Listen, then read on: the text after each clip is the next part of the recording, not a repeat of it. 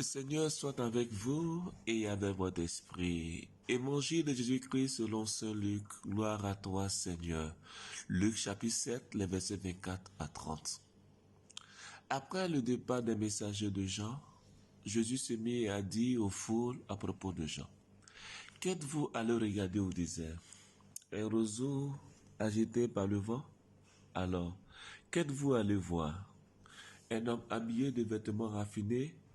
Mais ceux qui portent des vêtements somptueux et qui vivent dans le luxe sont dans les palais royaux. Alors, qu'êtes-vous allé voir? Un prophète? Oui, je vous le dis, et bien plus qu'un prophète. C'est de lui qu'il est écrit: Voici que j'envoie mon messager en avant de toi, pour préparer le chemin devant toi. Je vous le dis, parmi ceux qui sont nés d'une femme, personne n'est plus grand que Jean. Et cependant, le plus petit dans le royaume de Dieu est plus grand que lui. Tout le peuple qui a écouté Jean, y compris les publicains, en recevant de lui le baptême, a reconnu que Dieu était juste.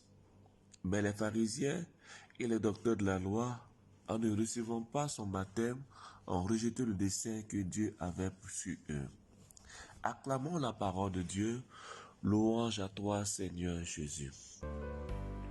Frères et sœurs, nous amorçons la dernière ligne droite du temps de l'Avent. Temps de préparation pour accueillir et recevoir le Messie qui vient. Nous le savons, historiquement le Messie est venu. Il a annoncé et inauguré le royaume des cieux. Il vient et est présent dans les sacrements, si efficace de sa présence, dans sa parole et dans les différents traits de visage que nous sommes, parce que créés à l'image et à la ressemblance de Dieu. Il reviendra de nouveau revêtu de sa gloire. Ce temps est marqué par trois grandes figures: Isaïe, Jean-Baptiste et la Vierge Marie. Nous voulons nous arrêter sur la figure de Jean le Baptiste, le précurseur, dont il est question dans cette page de l'Évangile et que Jésus rend hommage. Jean-Baptiste est cette voix dans le désert qui nous invite à faire le toilettage intérieur de nos personnes. Il nous invite à la conversion, car la venue du Christ est imminente. La conversion est une exigence et non une option. Elle doit se traduire dans les actes de la vie spirituelle, sociale et professionnelle.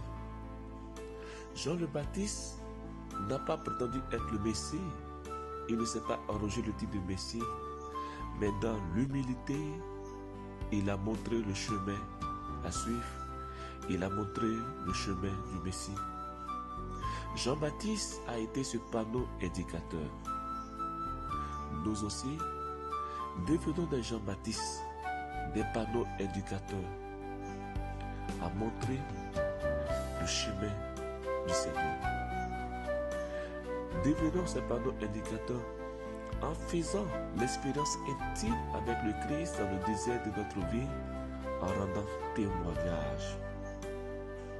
Oui, demandons au Seigneur de nous donner la force de vivre pleinement ce temps qui nous reste, ce temps de grâce, dans une joyeuse attente et surtout en nous convertissant